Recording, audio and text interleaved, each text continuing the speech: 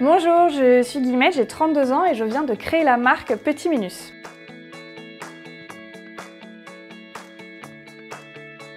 Alors, le concept de mon entreprise, c'est une marque de vêtements et accessoires évolutifs et mixtes pour enfants et un peu plus précisément pour bébés.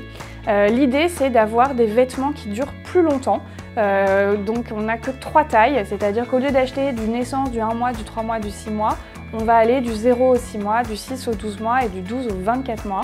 Les vêtements sont conçus pour grandir avec le bébé, c'est-à-dire que les leggings s'allongent et se raccourcissent grâce à un système de bandeaux et que les pulls, pareil, peuvent s'allonger, se raccourcir au niveau des manches et grâce à une double boutonnière dans le dos, voilà, on peut gagner en amplitude lorsque le bébé prend du poids. Donc ce sont des modèles déposés que j'ai créés moi-même et tout est 100% mixte pour que ça puisse se transmettre de frère en sœur, de cousin en cousine, de copain en copine.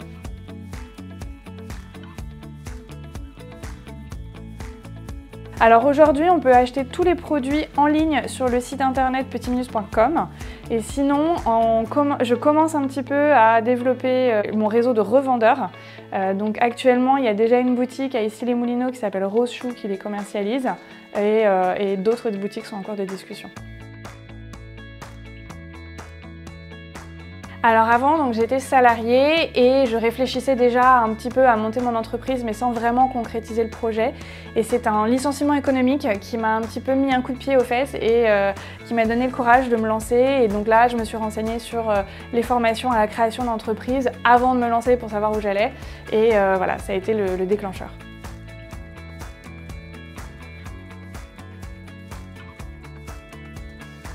Alors c'est important de se former avant de se lancer pour savoir où on va et pour gagner du temps.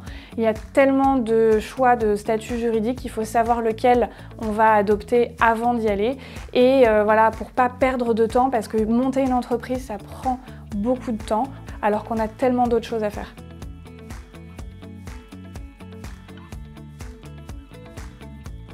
Alors ce que j'ai appris dans ma formation, beaucoup de choses me servent au quotidien.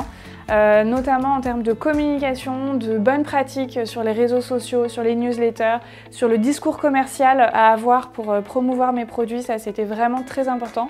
Et beaucoup de choses en termes de comptabilité qui était un domaine que je ne maîtrisais pas du tout et où j'avais vraiment besoin d'une formation pour tout reprendre de zéro. Et voilà, donc j'ai vraiment les outils, on va dire, pour savoir quoi attendre de mon expert comptable, comment monter ma boutique en ligne, etc. Alors la campagne de crowdfunding, j'ai eu l'idée un petit peu avant de faire ma formation. Je m'étais dit que ça pourrait être bien d'en faire une pour participer au financement de l'entreprise.